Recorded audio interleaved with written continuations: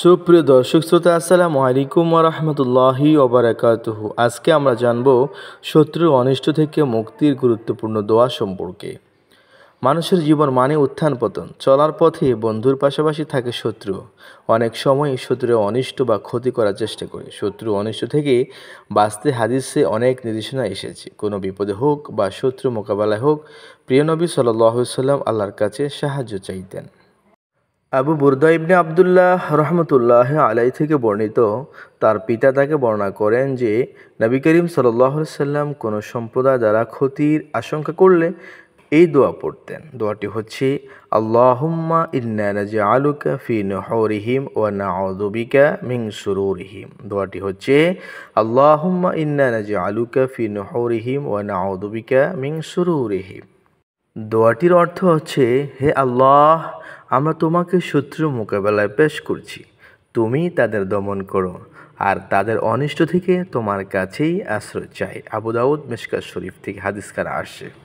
অন্য হাদিসে এসেছে, প্রিয় নবী সাল্লাল্লাহু আলাইহি সাল্লাম তখন শত্রুসহ সব কিছুর মোকাবেলায় বলতেন, হাসবুনাল্লাহু ওয়া নি'মাল ওয়াকিল, হাসবুনাল্লাহু ওয়া নি'মাল ওয়াকিল।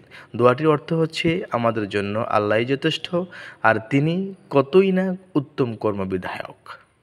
শত্রু অনিষ্ট থেকে বাঁচতে আরও একটি ছোট আমল করতে পারেন, তা হলো আল্লাহুম্মা মানজিলাল কিতাবি সারি আল হিসাবি মুজরিয়াস সাহাবি হাজিম আল আহজাব আহজিমহুম ওয়া জালজিলহুমা। এ দোয়াটির অর্থ হচ্ছে, হে আল্লাহ, কোরআন অবতীর্ণকারী, দ্রুত হিসাব গ্রহণকারী, মেঘকে পরিচালনাকারী, শত্রু বাহিনীকে পরাজিত ও প্রতিহত করো, তাদের দমন ও পরাজিত করো, তাদের মধ্যে কম্পন সৃষ্টি করে দাও। প্রিয় ভাইয়েরা, তবে আমল শুরু করার এই বিষয়গুলো মনে রাখতে হবে। আমল শুরু করার আগে এই বিষয়গুলোকে আপনাকে অবশ্যই মনে রাখতে হবে। তা হলো, 1 নাম্বার, আল্লাহর উপর ভরসা রেখে আমল করতে হবে। আপনি আল্লাহ পাকের উপর ভরসা রেখে আমল করতে হবে। আল্লাহ পাকের উপর ভরসা করলে কি হয় জানেন? আল্লাহ পাক বলে দিচ্ছেন, ওয়ামান ইয়াতাওয়াক্কাল আলাল্লাহ ফাহুয়া হাসবুহু। যে ব্যক্তি আমি আল্লাহর উপর ভরসা করে, তার জন্য আমি আল্লাহই যথেষ্ট। এই জন্য সব কিছুর পূর্বে আল্লাহর উপর ভরসা রাখতে হবে।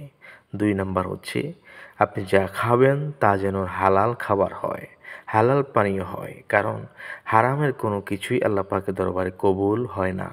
হারাম গ্রহণ করলে ওই জবান দিয়ে দোয়া করলেও সেটি আল্লাহ পাকের দরবারে কবুল হবে না। 3 নাম্বার, 5 ওয়াক্ত নামাজ পড়তে হবে। আপনাকে নিয়মিত 5 ওয়াক্ত নামাজ পড়ে আল্লাহর হুকুমকে পালন করতে হবে, তবেই আপনার দোয়া আল্লাহ পাকের দরবারে কবুল হবে। 4 নাম্বার, পিতামাতার সঙ্গে সুসম্পর্ক রাখতে হবে। পিতামাতাকে অবশ্যই তাদেরকে মায়ার নজরে রাখতে হবে, তাদের সঙ্গে সম্পর্ক ভালো রাখতে হবে। পিতামাতার সঙ্গে সম্পর্ক খারাপ রেখে যদি আপনি সারাদিন যদি আল্লাহকে ডাকেন, আল্লাহর কাছে দোয়া করেন, আপনার দোয়া আল্লাহ পাকের দরবারে কবুল হবে না, কবুল হবে না। এই জন্য মা বাবার সাথে সম্পর্ক ভালো রাখতে হবে। তবেই যেই জিনিসগুলোর কথা বলা হয়েছে, এই জিনিসগুলো 4টি জিনিস আপনি মনে রাখলে, ঠিক করলে, মানলে, আমল করলে, আপনি এই জবান দিয়ে যত দোয়া করবেন সুন্নাহর অনুযায়ী আপনার প্রত্যেকটা দোয়া কবুল হবে। আল্লাহ পাক আপনাকে শত্রু থেকে মুক্ত রাখবেন, শত্রু থেকে রক্ষা করবেন। আল্লাহ সুবহানাহু ওয়া তাআলা যেন আমাদের সকলকে আমল করার তৌফিক দান করুন। এবং যারা আমার এই ভিডিওটি দেখতেছেন, আপনাদের সকলের কাছে আমার অনুরোধ রইল যে আপনারা আমার এই চ্যানেলটি সাবস্ক্রাইব করুন, পাশে থাকুন, পরবর্তী ভিডিওর জন্য অপেক্ষা করুন। আল্লাহ হাফেজ।